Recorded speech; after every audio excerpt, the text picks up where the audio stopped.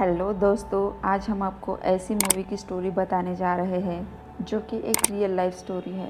तो कहानी की शुरुआत होती है आइगर माउंटेन से, जो कि स्विट्ज़रलैंड में है। और आइगर का जो नॉर्थ फेस था उसे आज तक कोई भी माउंटेनियर नहीं चढ़ सका। दो ऑस्ट्रियन माउंटेनियर कार्ल और मैक्स ने उसे चढ़ने की कोशिश की थी, लेकिन वो लापता हो गए। उन्हें ढूंढने की बहुत कोशिश की गई, लेकिन उनका कुछ भी पता नहीं चला और आखिर में उन्हें मृत घोषित किया गया, जिसके बाद जर्मन सरकार ने नॉर्थ फेस पर क्लाइंब करना ही बैन कर दिया। लेकिन अब 1936 के ओलंपिक्स करीब आने वाले थे और इसीलिए वहां के यूथ का कहना था कि आइगर समिट करने वाला पहला इंसान इस ओलंपिक का हीरो माना जाएगा। अब हम बर्लिन के एक न्यूज़ रूम में कुछ पत्रकारों को देखते हैं जो चाहते थे कि आइगर को चढ़ने वाला पहला इंसान कोई जर्मन होना चाहिए। तभी एक पत्रकार बोलता है कि मैंने एंडी और टॉनी नाम के दो क्लाइंबर्स का नाम सुना है और वो दोनों किसी भी प्रकार का पहाड़ चढ़ने में माहिर है और उन दोनों को अप्रोच करके हम हमारे न्यूज़पेपर की हेडलाइन बना सकते हैं। वहीं लुइस नाम की एक फ़ोटो जर्नलिस्ट भी वहाँ पर बैठी थी, जो टॉनी और एंडी को बचपन से जानती थी। और उसके बाद एडिटर चीफ उसे एंडी और टोनी से बात करने के लिए टाउन भेजता है। और फिर हम टोनी और एंडी को माउंट ब्रिगेड के ऑफिस में टॉयलेट साफ करते हुए देखते हैं, जिन्हें कर्फ्यू तोड़ने के लिए पनिश किया गया था। और जब ये दोनों घर आते हैं तो वो देखते हैं कि लुइस उनका घर पर इंतज़ार कर रही है और एंडी उसे खुश होकर गले लगाता है। और फिर वो टोनी से मिलती है और यहीं पर हमें पता चलता है कि वो दोनों पहले रिलेशनशिप में थे और लुइस जॉब करने के लिए शहर चली गई थी।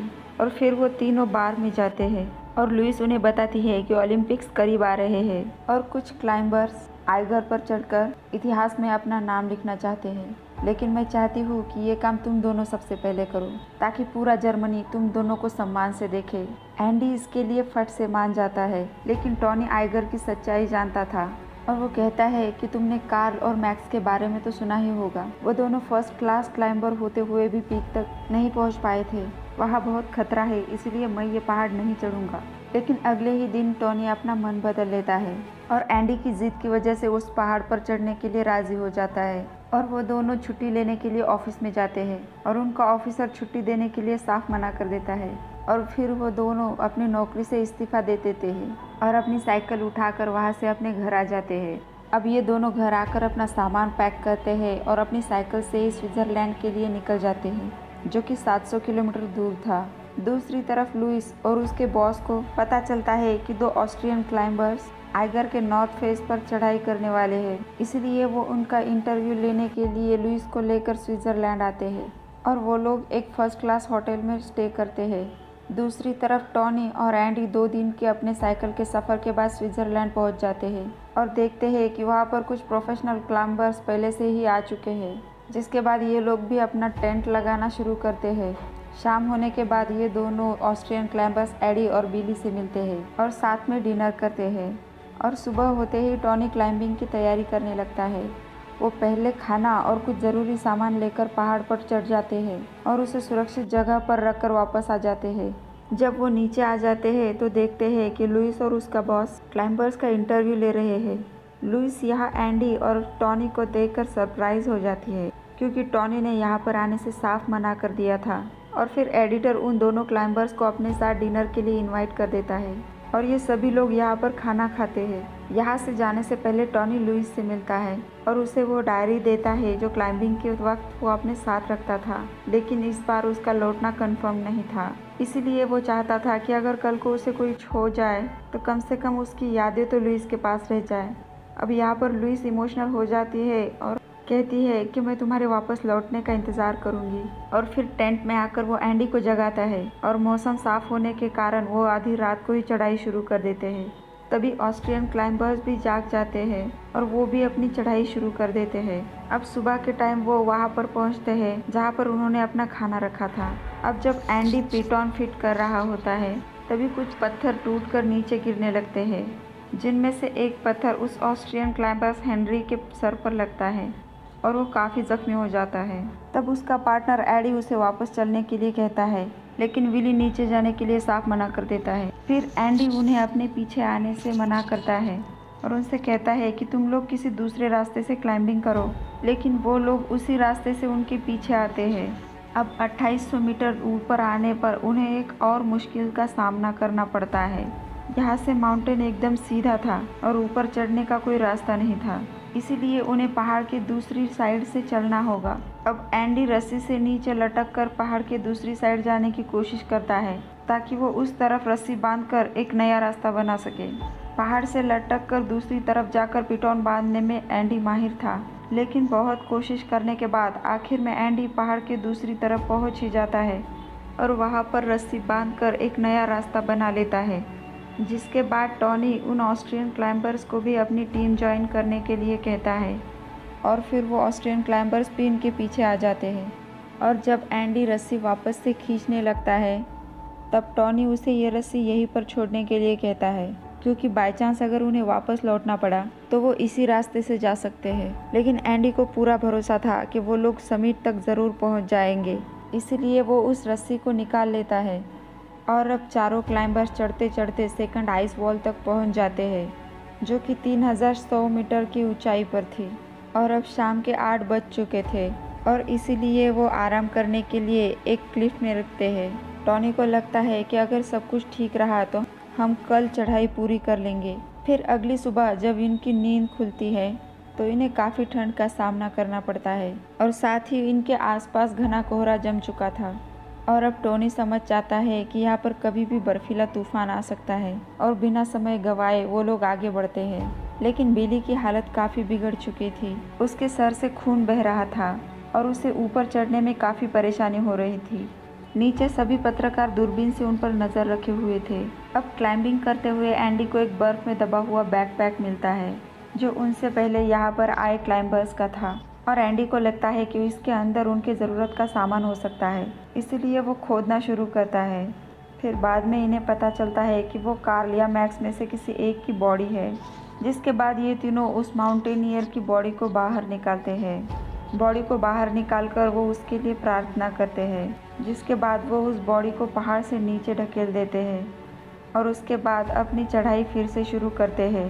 अपनी चढ़ाई करते हुए वो 3350 फीट की अल्टीट्यूड पर पहुंच जाते हैं। यहाँ पर उन्हें स्ट्रेट चढ़ाई करनी थी, इसलिए चारों क्लाइंबर्स एक दूसरे को रस्सी से बांधकर चढ़ाई करते हैं। लेकिन अब उन्हें ऊपर चढ़ने में काफ़ी मुश्किल हो रही थी।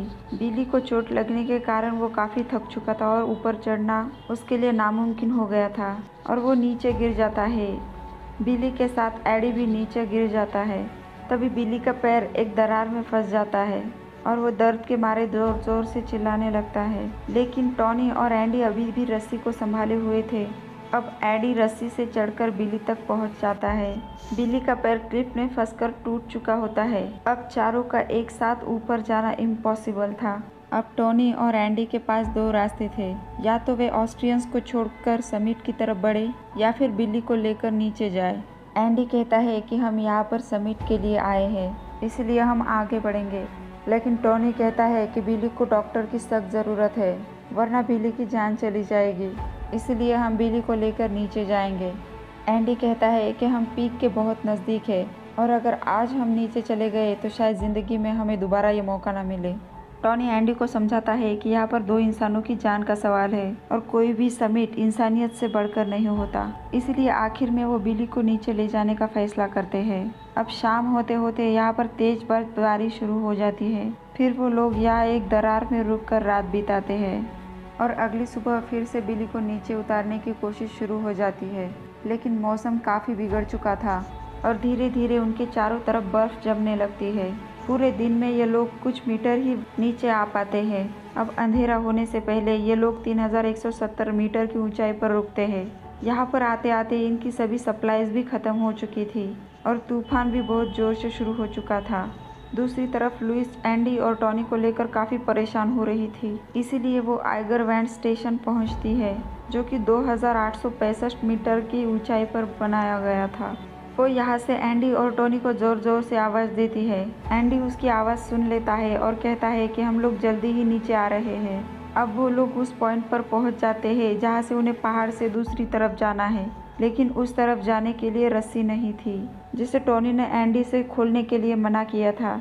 अब एंडी फिर से उस रस्सी को दूसरी तरफ बांधने की कोशिश करता है, लेकिन अब पहाड़ पर बर्फ़ जम चुकी थी और बार बार कोशिश करने के बाद भी वो ग्रिप नहीं बना पाता। टोनी कहता है कि अगर ऐसे तूफान में हम यहाँ पर रुके तो ठंड से जमकर मर जाएंगे, इसीलिए हमें सीधे ही नीचे उतरना होगा।